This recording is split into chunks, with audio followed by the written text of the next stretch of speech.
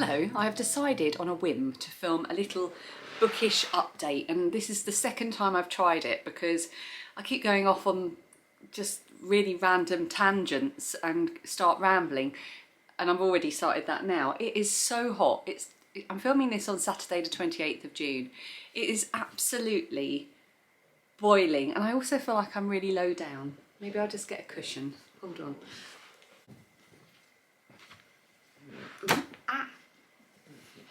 Is that better? That's better, isn't it? It's actually more comfortable as well. What was I saying? Oh yeah, I was complaining. It is boiling hot today. It's 28 degrees today, but it's not sunny. It is very cloudy, which is good because it means the sun's not beating in on the house. Tomorrow's going to be 30 and sunny all day, so I will be good for nothing tomorrow. On Monday, it's mercifully going to cool down for a week at least, so I'm very happy about that. And Dan and I are actually taking the day off to go paddleboarding, so I won't be able to film anything then. I will film a little bit probably to put after this. So really, today's the best time to do it. None of the kids are here. They're all out doing their things. Dan's downstairs doing some stuff in the garden. So I thought it'd be really fun to just sort of update you on the things I've been reading and listening to. I've been out all morning with Lilia. We went to the Goldsmiths University in London to go to their open day because she'll be going to university the year after next. So she went to their open day to look at their art and theatre, their drama and performance, theatre and drama, I can't remember, the drama bit of the university, and she loved it. She really enjoyed the open day, so I'm really looking forward to doing more of those with her. But my goodness, getting into London on the train in this heat was a sticky experience. So I think the last time I caught you up on my reading, I've just got my little notebook. I've got a little notebook that I write everything down in month by month, but I've also got my story graph, which I love. I've tried a few times with Goodreads. I tried it again this morning actually. I had a little flick through there again and added a few friends and so on, but I don't know, it just doesn't work with my brain functionality. It just doesn't mesh.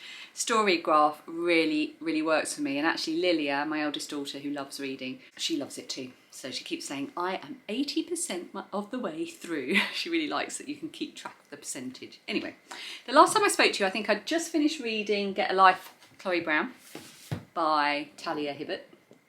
And I spoke about that a few vlogs ago. And then I think I'd finished listening to Pride and Prejudice by Jane Austen, read by Lindsay Duncan, which was quite an old audio record. It's free on Audible, but it was recorded quite some time ago. And I really enjoyed it. I think it was really well read, and I loved the book, loved the story, really good. But I don't think I mentioned that I'd also finished listening to His and Hers by Alice Feeney. So I've listened to a few Alice Feeney books now. She writes like quite suspenseful thrillers that keep you guessing. And this, I think, was the most strange of all the ones that I've listened to of hers. It was quite gory, it was quite graphic. It was about a serial killer. I won't give anything away, there'll be no spoilers, but yeah, it was very dark and the plot was a bit strange. I'll just say that. And I think, yeah, it was a bit strange, and I didn't feel that all elements of it were particularly tied up nicely at the end, but yeah, it was okay. What did I give it? I gave it 4 stars, so that's pretty good, isn't it? I'm quite a generous star giver. I then listened to Other Women by Emma Flint, and I don't have the book because this was an audio book, so I'll move over slightly so I can put a little picture of the cover up. This was 5 gigantic stars. I loved this so much. The story is actually based on a true court case in the 1950s. Is it the 1950s? God, I only listened to it recently, I can't remember. And no, it wasn't the 1950s, it was earlier than that, the 1920s, 30s? Yeah, no, it was earlier than the 1950s. And you're following 2 women's perspectives. One is at a certain point in the past, and one is about 6 months in the future, and you get their different perspectives, but they keep moving along at the same pace, but so they're always 6 months apart. And the second woman in the story, I can't remember any of the names, so B is the first of the characters we hear from, and Kitty is it Kitty? Is the second character we hear from, and Kitty's experience in the future, something catastrophic has obviously happened, and B's situation in the past, that hasn't happened, but you have a suspicion that something's not going to go well. And that's all I can really say about it. And it all centres around the, you know, the stories that these two women are experiencing, and ultimately a court case. And it was brilliant. What I've written is a murder mystery, a love story, a court case, and more. I then finished, where is it? Open Water by Caleb Azamar Nelson. I got this in a charity shop for 50p. I've still kept the bookmark because it's actually my ticket to the Women's FA Cup final, which is where I started reading this. This is a really short book. It's 144 pages. I think I gave it 4.5 stars because this book was so beautifully written. It was like poetry.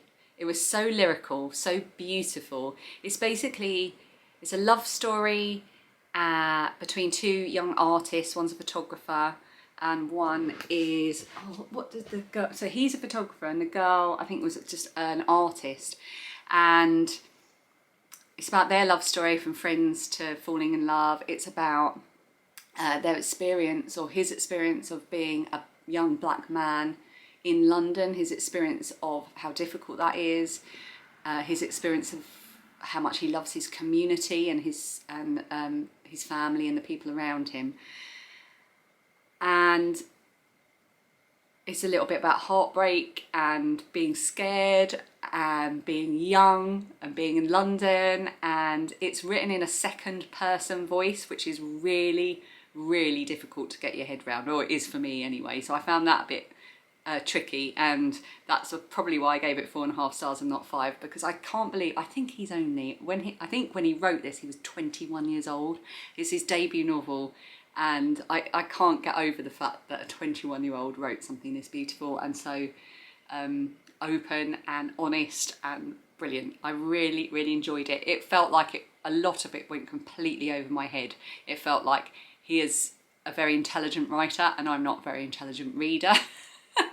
But I really appreciated the writing anyway, and I could see how beautiful it was. So I really enjoyed this, and such a short book. So I'm going to pass this on now. What did I read next? Goodness me, it's hot. Right, okay, so, then I listened to Preloved by Lauren Bravo. I think I heard Charlotte at Books and Bargains talk about this before, and I think that's why I went for it. I think I listened to it on either BorrowBox or the Libby apps, one of the free audiobook apps. I gave it 4 stars.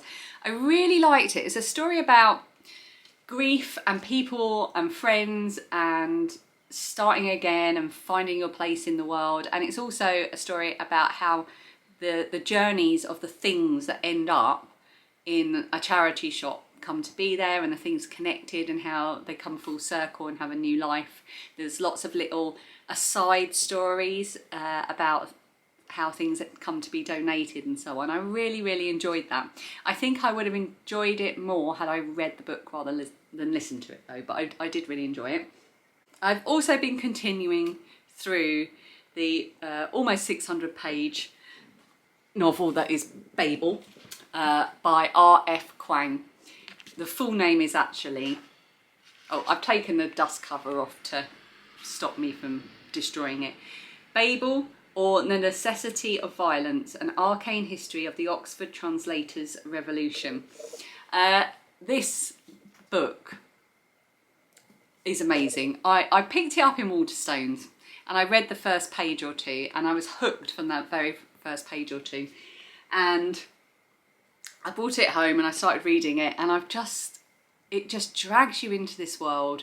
And again, it's so much about language and translation, but it's in this sort of fantastical Oxford, and it's a world where silver is used in a magical way to kind of improve the function of things, or to invent things to make life easier. You might have a silver thing to make your flowers last longer. Sorry, I just spat at the camera then in my excitement to talk about it. Or you might use like a silver bar that's been engraved by the silver workers at Babel to, I don't know, make your room air conditioned for choosing a relevant subject right now, or many things. You can use it for violence, you can use it for good, you can use it for mundane things or great things. And it's about that and a revolution that takes place when they realise that it all comes down to racism, colonialism, rich over poor, and power, and it's so deep and it's so intelligent, and a lot of it goes over my tiny little mind, and a lot of the language stuff and the footnotes I find I get a bit confused with, because some of them I sort of read and go, this is definitely fictional, and then some of them I read and go, is this fictional or not fictional? I can't quite decipher which parts of the book are fictional and which aren't. Obviously it's a work of fiction, but if you read it you'll understand what I mean. But I'm loving this. I'm nearly finished. I'm about 95% of the way through.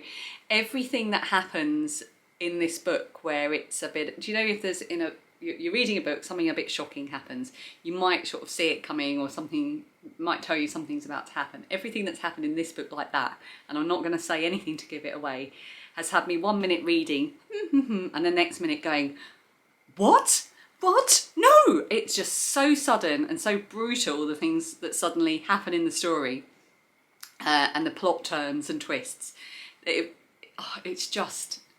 It's beautiful. I love this book. I'm going to give this to Dan afterwards to read because I think he's going to absolutely love it. Nothing else to say really, other than cannot wait to finish it. I literally excitedly run up the stairs to bed every night to sit and read, and sometimes I come up when everyone's having showers and getting ready for bed and everything. I'll just come and sit and read of an evening. I just love it.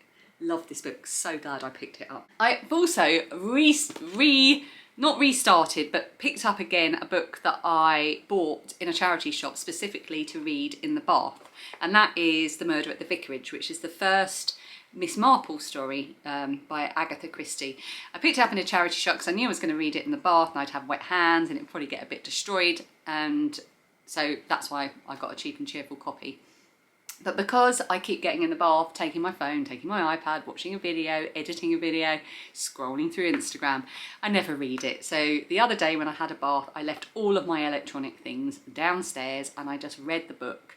And now I'm like, why haven't I been reading this sooner? It's so good.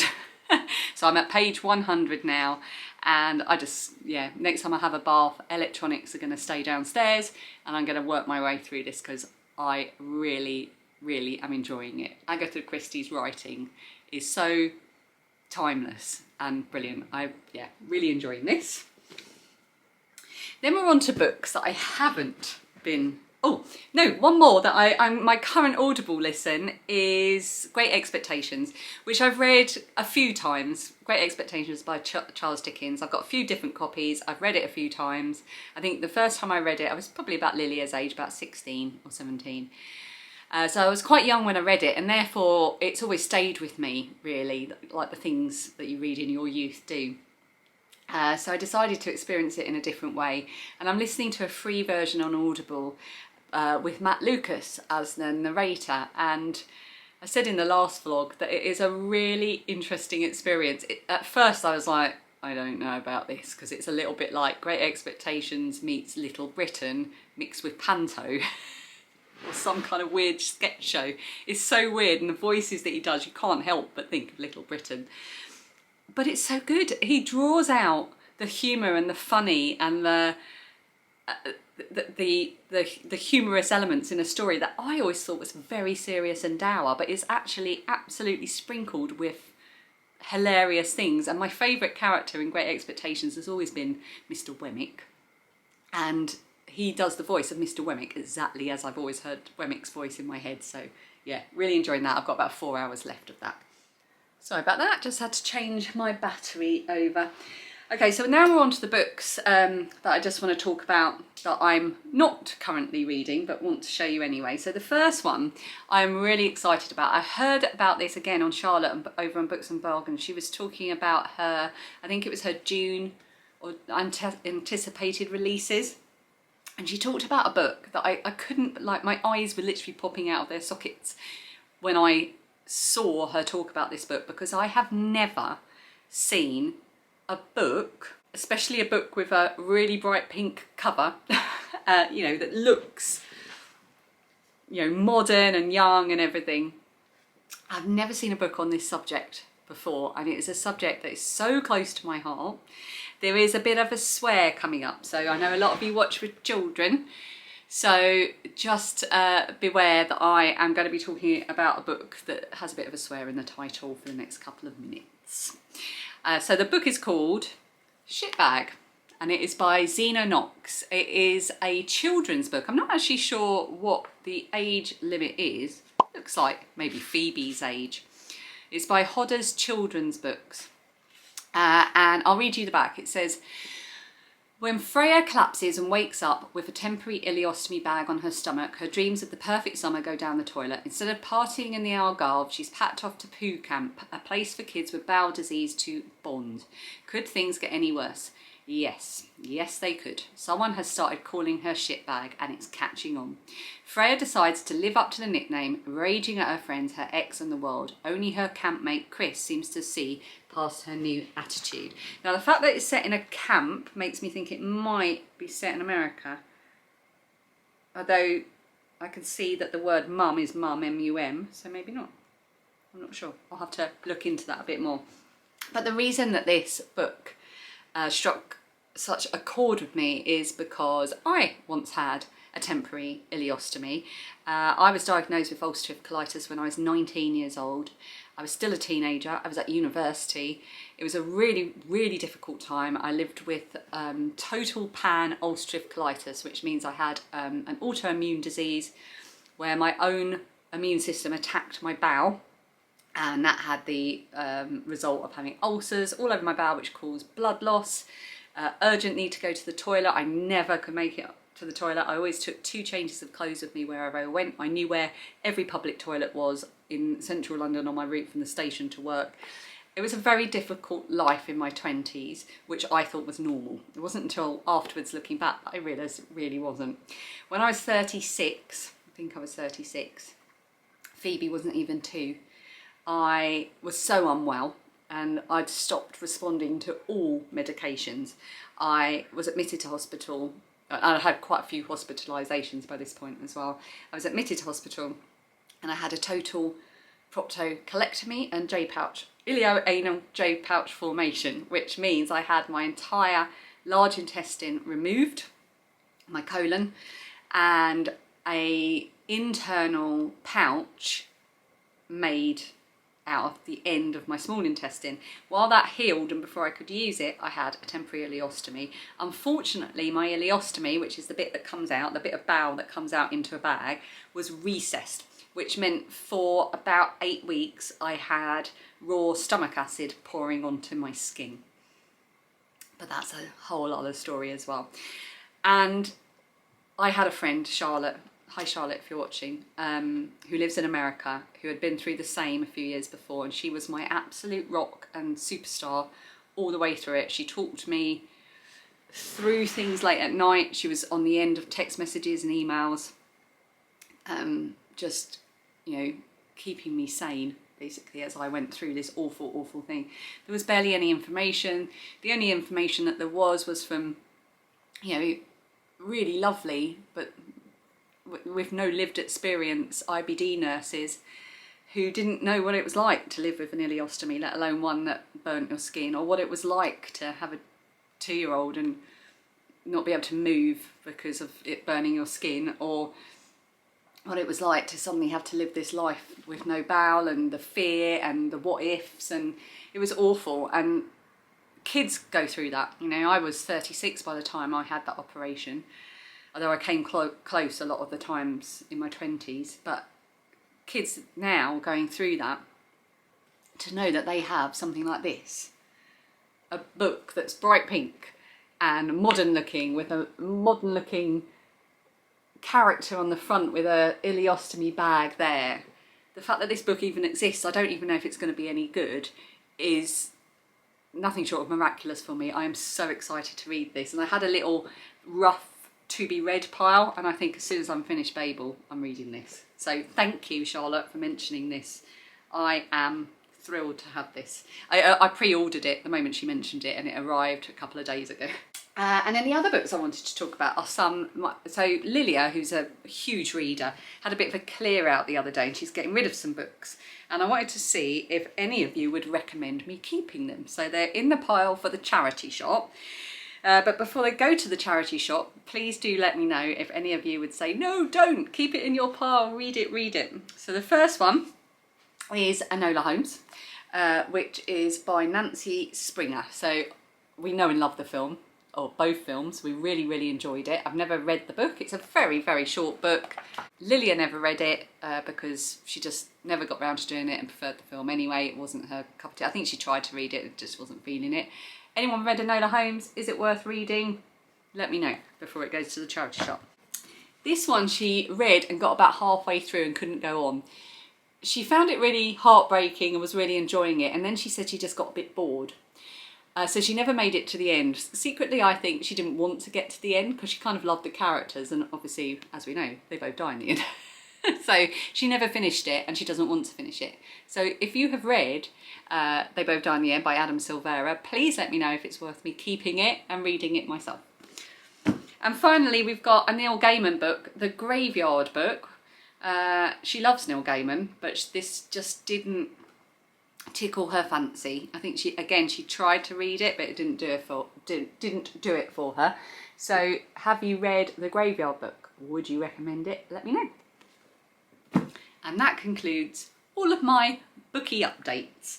So I think I will top and tail this with a little bit of footage from the days throughout the week, of maybe a walk or two, or maybe from paddle boarding. So a bit of a different vlog this week with just a bit of a ramble. I hope you enjoyed that little chat about books and bowels. And if you want more books, I released a video on Sunday just gone about amigurumi books on my other channel. Amigurumi being little creatures that you make out of crochet or knitting. And although it tends to be crochet if you're talking amigurumi.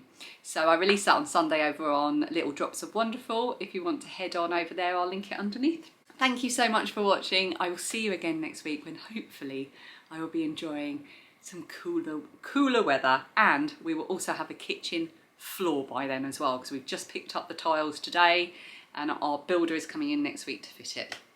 Very exciting. Might even have some paint on the walls. See you next week.